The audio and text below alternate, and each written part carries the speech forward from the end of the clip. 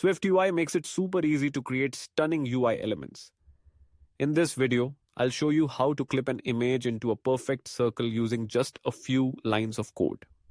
Let's dive in. First, we create a SwiftUI image view and apply the .clipShape circle modifier to make it circular. Resizable is used to make the image scalable. Let's define a fixed size using frame. ScaledToFill is used to ensure that the image fills the frame. ClipShape Circle clips the image into a perfect circle. ClipShape Circle is used to clip the image into a perfect circle.